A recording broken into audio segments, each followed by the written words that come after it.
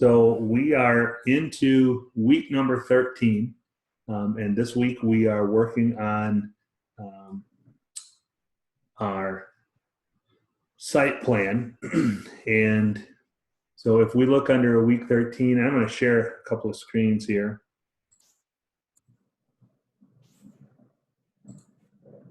So I have,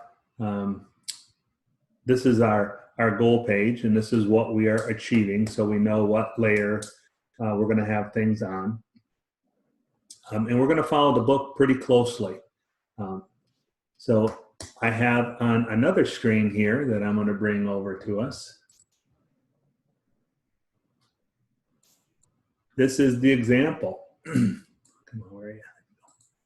The example of that same plot plan and how it should look. But there's some things that I would like to address that we've had some issues with that I've noted and made comments for others. And that is your bill of, I'm sorry, not your bill of materials, your title blocks. On our title blocks over here on the side, they need to be completely filled out. They need to have a title. Some people have been leaving those blank. In Mrs. Sandwich's set, she's labeled everything as A. So A for what she did as her elevation, or sorry, for her layouts. And then when she went to her elevations, they were AE. And now that she's in the site plan, it's AS, so architectural site plan. And this is architectural site plan 1. Now there is tells us that what it is, it's a site plan, also tells us what the scale is. 1 inch equals 20 feet. And then who's this for? This is the Smith house where it's going to be located. Now, I'm not too concerned about this area.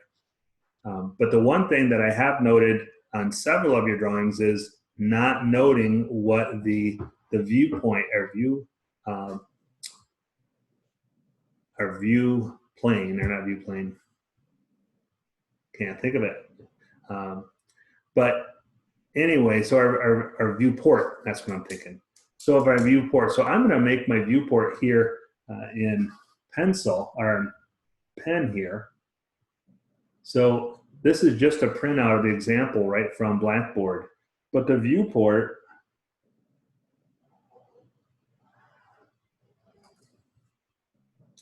is right here. Now remember, we've got to think of that viewport as like a frame, because when we're in AutoCAD, and I'm going to pop AutoCAD up here real quick.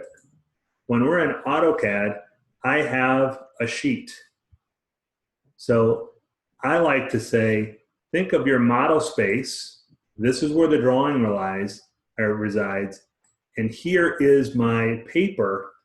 And I've got to cut a hole in that paper so that I can see the model space behind it. So I'm kind of like looking through a window.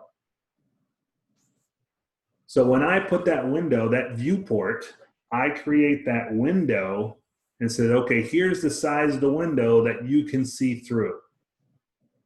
And then we can see what's in the drawing. So that viewport has to have a scale. And remember that once I enter that viewport, come back to AutoCAD.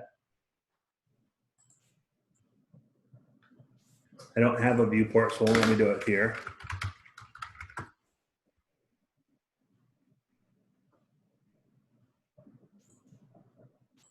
So I'm putting in a single viewport.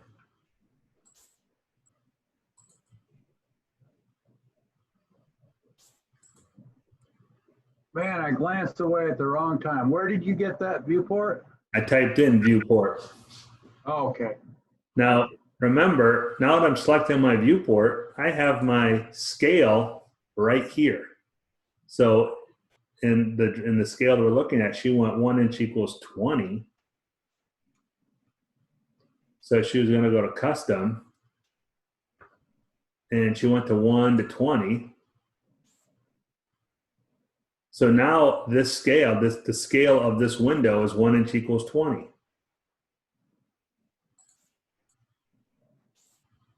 So I can set my scale to fit. Now, here's the issue.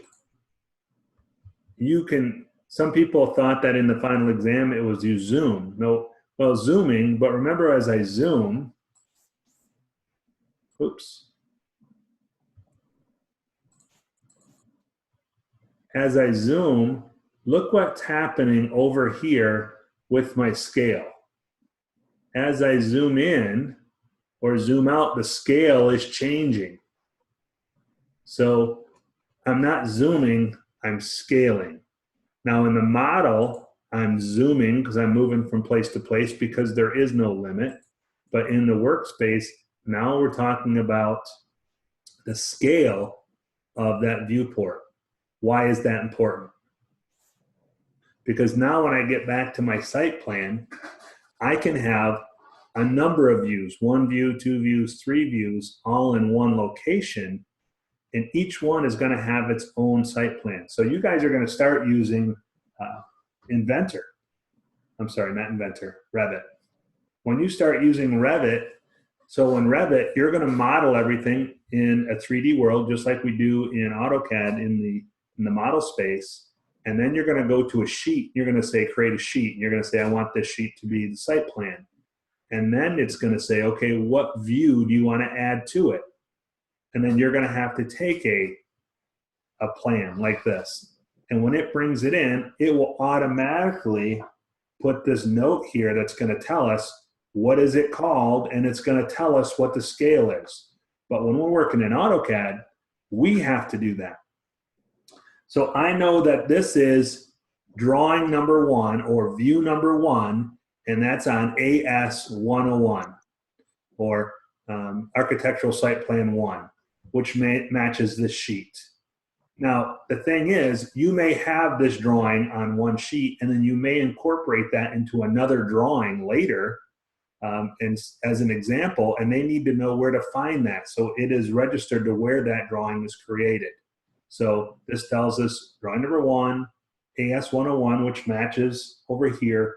And then I know exactly what it is that I'm looking at. Okay, this is the site plan, and it tells me the scale. Now, yes, we've told you to scale over here in the title block, but if I were to have another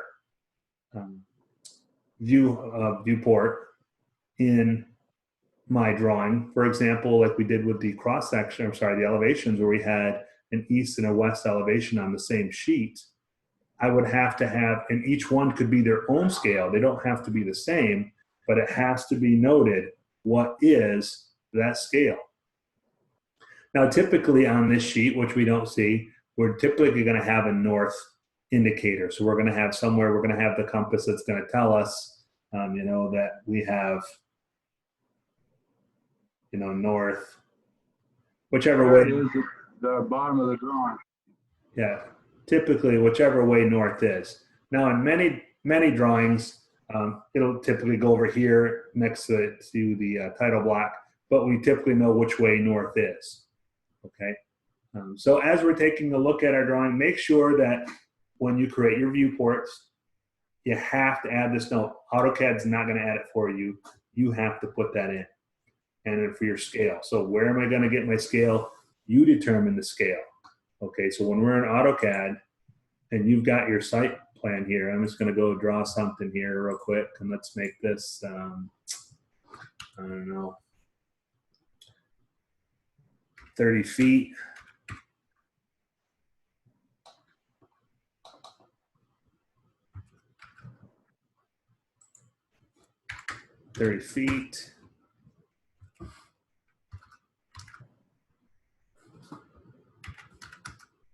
I'm just doing this to show the viewport, the viewport, just to make sure that people understand this.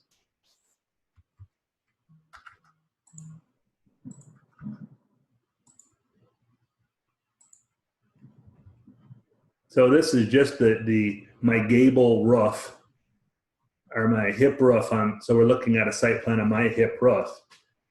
Now when I go to my architectural D,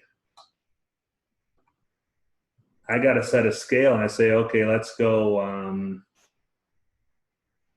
If I were to go to a 16th equals a foot, like, okay, there's my scale. My scale for this viewport, as I'm looking at it, is 1/16 of an inch equals 1. So now when I create my, oops, get out of there. Now I'm going to go in there and I'm going to create my text. And I'm going to type my scale.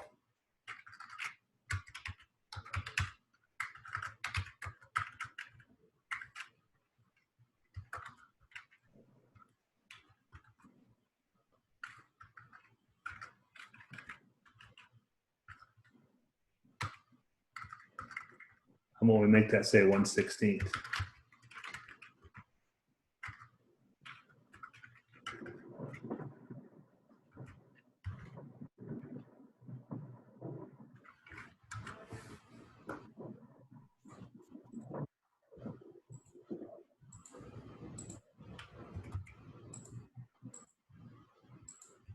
Now I obviously want to scale my my text down for this.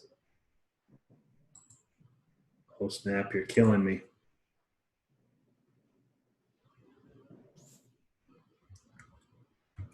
And then I'm going to want to have to go and put them in label as, and what is this? And this is my site plan.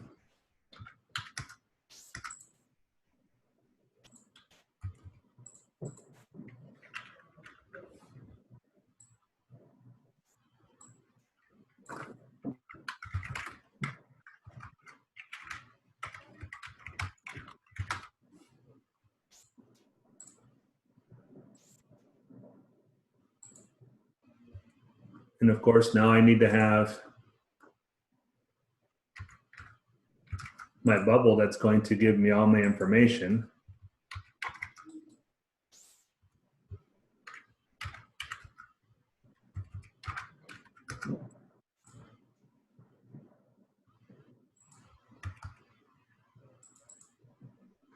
And I know this is view number 1. And I'm going to call this my, oops, architectural site plan 1-0. Dang it.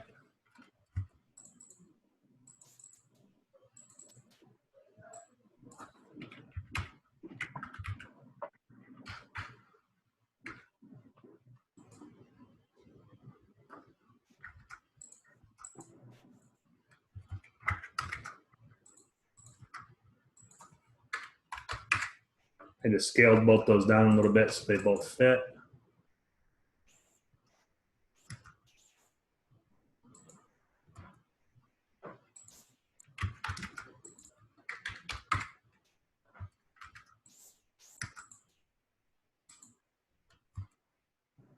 So now as I look at that plan, I now know that I have, there is my site plan.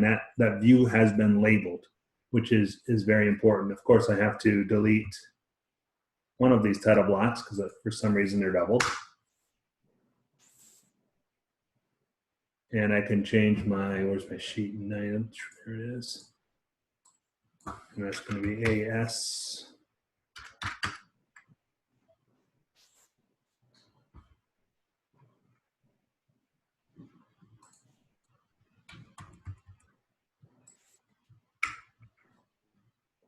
And I would have to scale, I'd have to go in and change, do some editing on my title block to correct that. So it would fit. But now that my scale, or I'm sorry, my sheet title and my block here, but you're making your own title block so you can have more room to work with. Hopefully that kind of makes sense.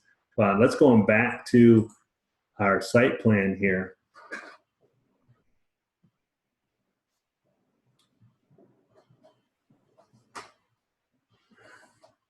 Trying to zoom and get it all in here.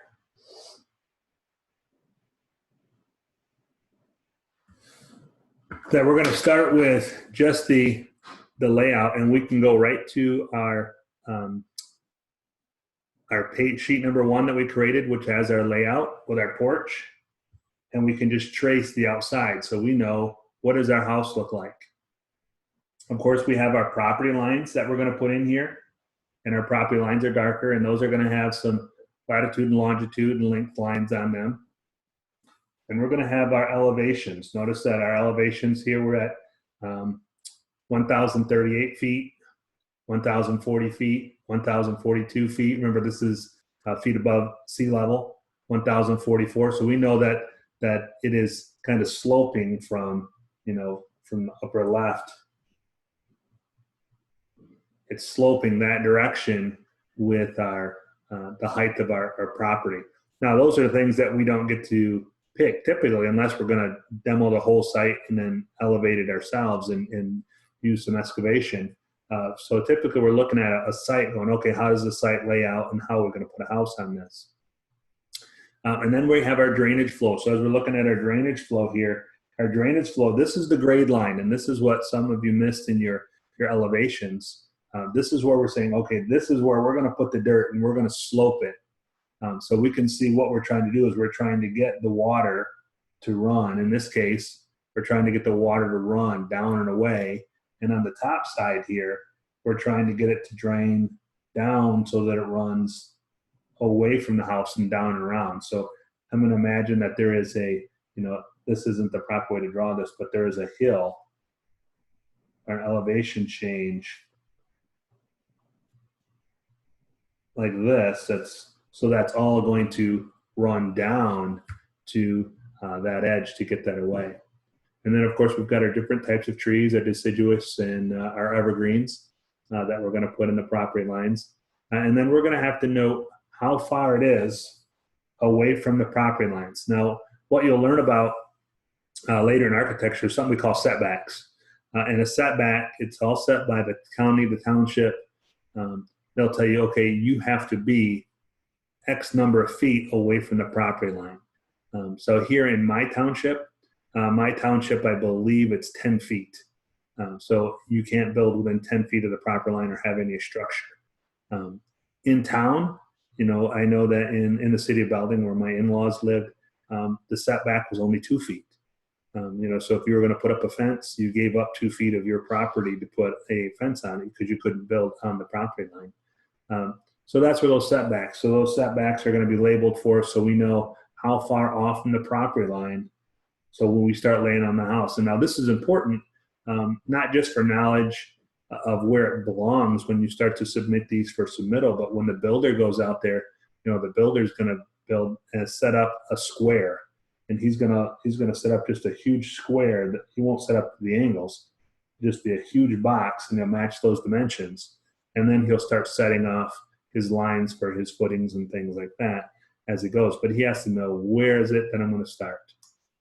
And of course, if you have any other structures, like this has a creek in it, typically we give information from the center of the road. So if there's a road that's running through here, because here's our driveway, typically, and I'm not saying that we need that in this drawing because it's not shown in the book, but typically we're going to have a center line, and then we're going to have, for my house,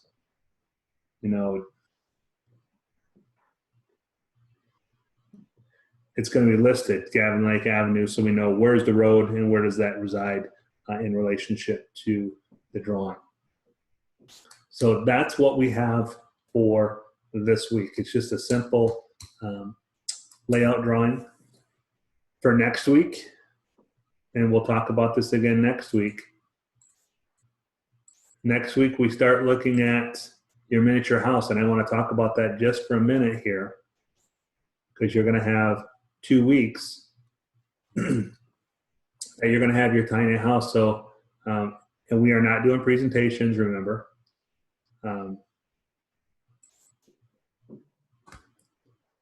So, we're doing some tiny houses. And for some reason, this never wants to open up unless I'm in Acrobat. Let's pop that open real quick.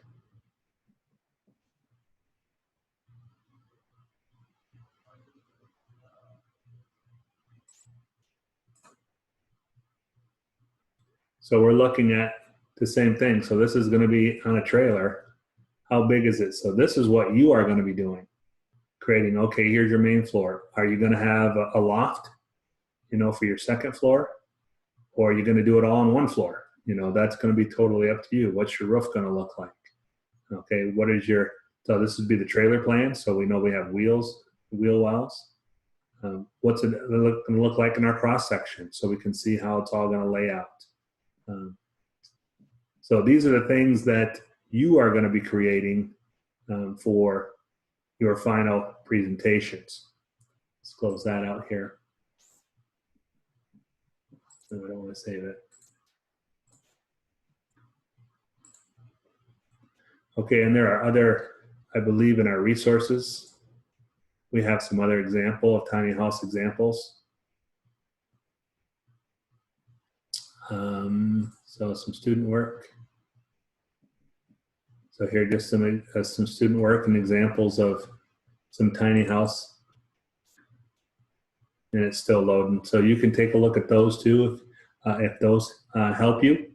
But you're going to want to spend some considerable time on yours. Notice that in this house right here, they've got it labeled sheet A1. They're telling us which way north is. That elevation is, or that view is, tells what scale is. You know, we have view 1, view 2. So make sure that we put all of those things into our final project. We want to make this the best example of our work. This is something you're going to want to add to your portfolio as an example of your early stages of learning, and then as you move through. I have all of my drawings from high school all the way through college, and people are going to ask to see those, if nothing more, just to see where you've come and see the growth in what you've learned. So I'm going to stop sharing this here. So Art, it's on wheels. This one was. North will change. Well, the house, drive around the circle. The house we're looking at, the house we were just looking at was not the last one. The one that was on the trailer, that's not going to have a north because that's going to change. But I believe the tiny house that we're looking at is it's going to fit inside a container. Fit inside of like a shipping container, I believe is the size that we're talking about. So you want to make sure that your sizes and everything are fit there and how that's gonna all go together. Now, are we deciding where the rooms go, or are we following this example closely? No, you're going to design everything. I'm just looking at it myself right now, going back to the directions.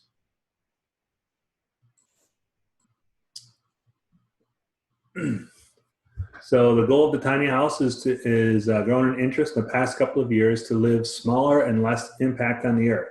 In this exercise, you explore the design of a layout of a tiny home to demonstrate your ability to lay out and coordinate a set of AutoCAD draft plans. Draw a set of plans showing the design of a tiny house. Drawings are included all relevant floor plans of the house for exterior elevations, at least one building section of a wall section. Set up your sheets with a title block to use the conventional page numbering system you've been using from drawings 4 through 8. So it says the design of the tiny house is up to you with the following given dimensions. The size of the living unit is not to exceed 8 foot 4 wide, including overhangs, 26 feet 4 inches long to the exterior of the framing. The total height of the unit not to exceed 11 feet 9 inches to the peak of the roof. And then she's giving you some dimensions like include the queen bed, which is 5 foot by 7 foot living area, a dining area large enough for 2 people and with appropriate furniture. And then it's giving you information on your kitchen. So let me share this with you.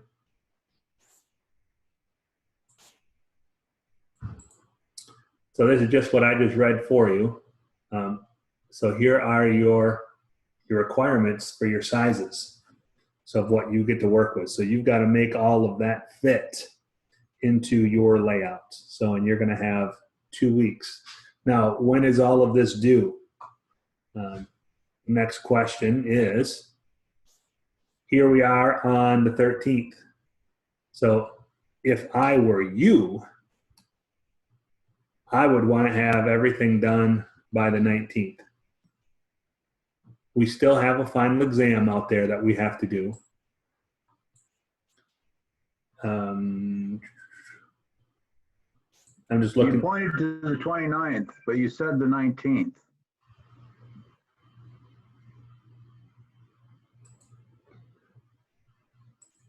So your final exam, oop, I want to show you everything I got here.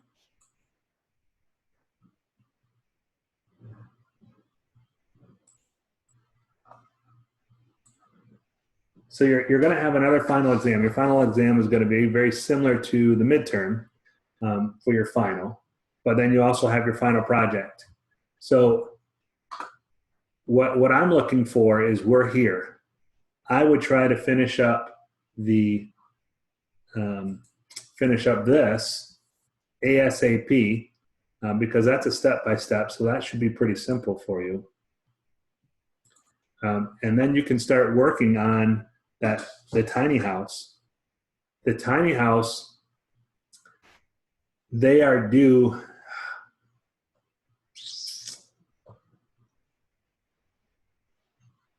Normally they would have been due on the 22nd because that's when you would have presented them. So I want them by the 26th so that I can grade them.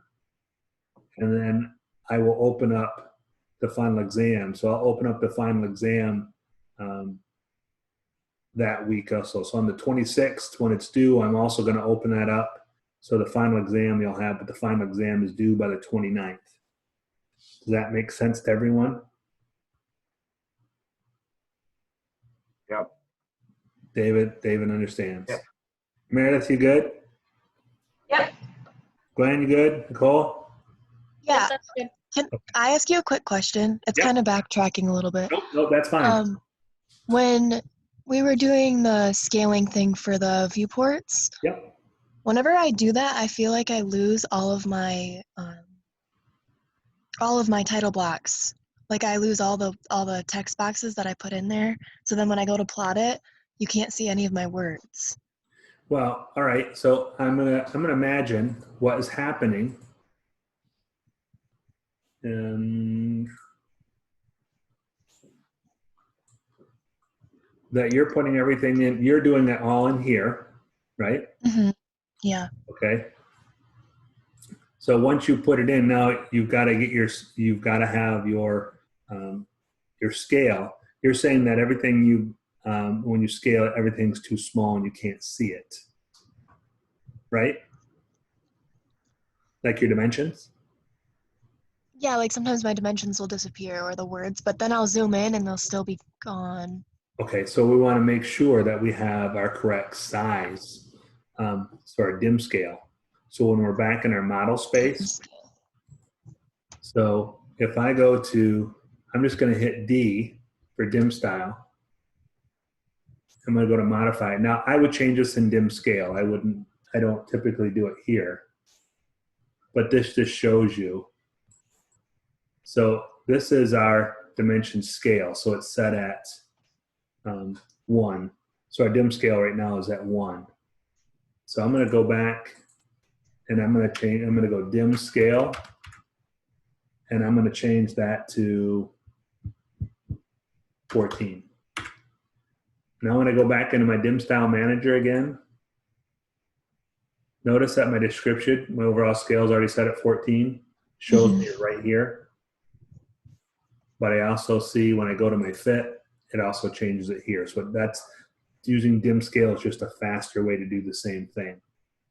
So we have to change our size of our dimensions up. So if I put a dimension on here,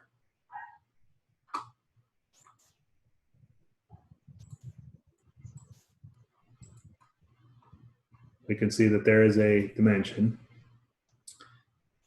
When I go to here, I can't see it, right? Yeah. Because it's so tiny. So if I come back in here, change my dim scale to 48. I'm just guessing at numbers right now. I would use that limit sheet to determine that. So I'm going to go to annotate. I'm going to recycle that. So it's larger. Now there it is. So I can just change it there, and it allows me to see the different sizes. Okay. But typically when you're going to do this, you're going to have that same size. Now here's the other thing that you can do. We can do dimensions here.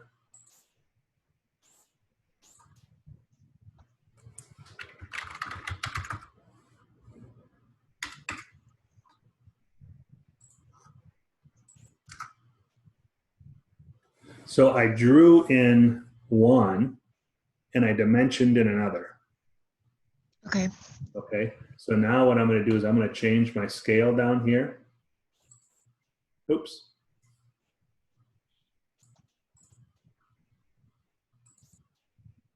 And let's notice how it changed. Yeah, the dimensions didn't. Yeah, the dimensions didn't change. The dimensions won't change because the dimension is still the same. Yeah, okay. Scale changes. So, I mean, if it was 360 inches, and that's what this is telling us, if it's 360 inches, it's 360 inches, and that will never change. But notice how we can still see this dimension, but we can't see this dimension. Mm-hmm. The difference is this is not drawing inside the viewport. I drew this in the architectural space. Okay. Okay, so if I try to click on this, I get nothing. Now I can delete, now I'm in the model space. Now I can delete that dimension. That makes sense? Yeah, it does. So if we're trying to zoom and going, hey, that's where I want it right there. If we click on it, now we can look and say, okay, where am I at? 8th, 12th, all right, that's pretty close. Click out. Here's my smart dimensions. Set at 1, now it's perfect. Okay. Okay, Yeah, that works. Thank you. okay. Anybody else? Any other questions? No? All right, I'm gonna stop. So that's all the information that I have for you for today.